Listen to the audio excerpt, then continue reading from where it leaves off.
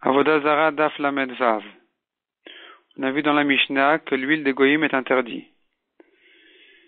Pour quelle raison l'huile de goïm est interdite? Qui a décrété ce issour-là? La Gemara ramène là-dessus le machloket Rav et Shmuel. Selon Rav, c'est Daniel qui a interdit de consommer l'huile de goïm. Selon Shmuel, la raison de la xéra est car l'huile a absorbé des kelim de goïm, des ustensiles de goïm. Il a absorbé le issour qui est avalé, qui est absorbé dans les kelim de goïm.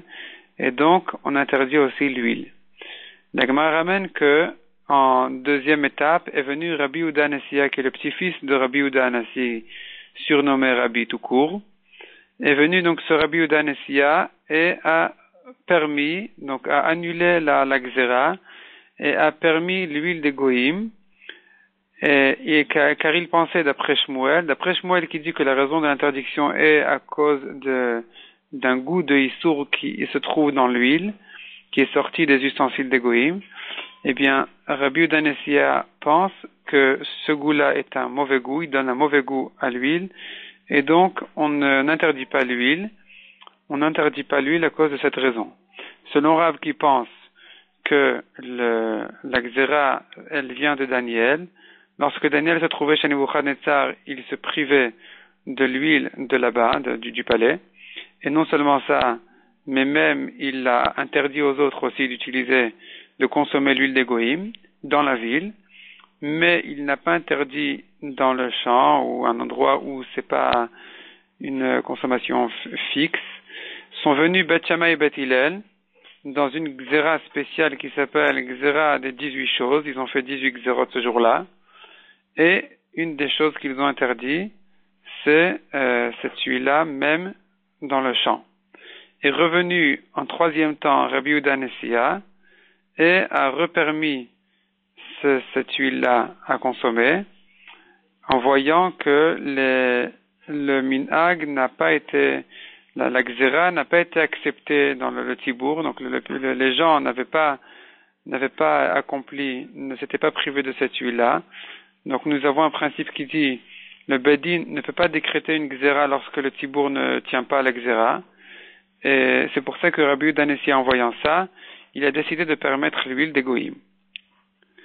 Ensuite, la Gemara dit, parmi les choses que Beth Shammai et Beth Hillel ont décrétées ce jour-là, les 18 choses, il y a une xéra, donc on la compte que comme une xéra, dans laquelle ils ont interdit le pain, l'huile, le vin et les filles de goïm.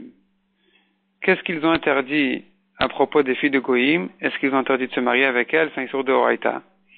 La Gemara donne deux réponses. Première réponse, celle de Rav Nachman bar Yitzchak qui dit immédiatement que Beth Shammai et Beth Hillel ont décrété ce jour-là que toutes les filles de goïm sont tmeot, malgré que Minatora, elles n'ont pas de tumat nida de leur vivant.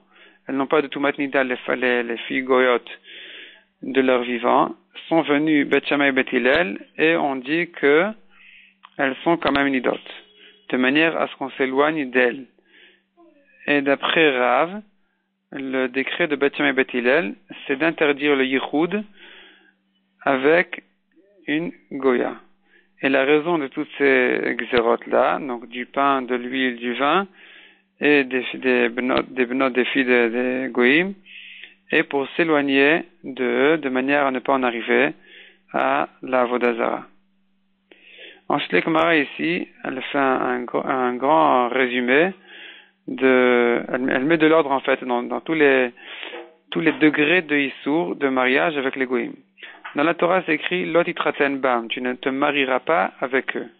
La Gemara ramène une machloquette de qui il s'agit. D'après Chachamim ou Tanakama, il ne s'agit que des 7 peuples qui se trouvaient en Eretz Israël avant que les Bnei Israël sont venus ici, donc en Eretz Kenaan, à Kenani, à Chité, à Mori, à Prisi, à Voussi, à Girgashi, etc. C'est avec eux que la Torah interdit de se marier, mais pas avec les autres. D'après Rabbi Shimon, avec n'importe quel peuple, n'importe quelle nation de chez les Goïm, c'est interdit de se marier. Quand il ne s'agit pas d'un mariage, mais d'un lien de znout,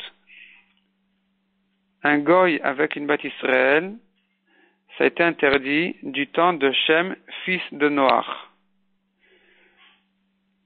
Un Ben Israël avec une Goya, s'il le fait en public, donc il ne s'agit donc pas d'un mariage, puisque le mariage, on a vu que d'après Rabbi Shimon, c'est un Isur Minatora, comme la Torah le dit, le titre Bam.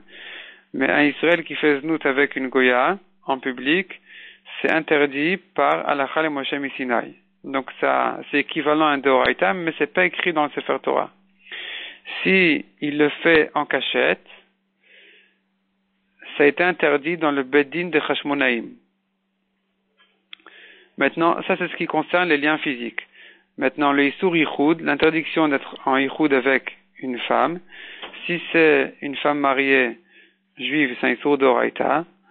Si c'est une femme pas mariée, c'est un Isur, c'est Midirabanan que David Amelech a interdit. Et avec une Goya, c'est la Gzera de Beth Shammai Beth Hillel qui a été faite le jour des 18 Gzerot.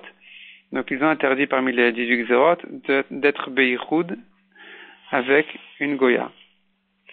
Ils ont encore interdit encore une autre chose, Beth Shammai Beth Hillel, parmi les 18 choses, Agmar ramène encore une autre, c'est qu'un enfant Goy, à partir de 9 ans, il a une Touma comme un Zav.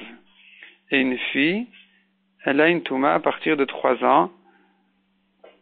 Donc une fille Goya, malgré qu'elle est a priori Théora, elle a quand même mis des Rabanan, une Touma à partir de 3 ans, on considère comme si elle est Tméa, de manière à s'éloigner d'eux au maximum possible.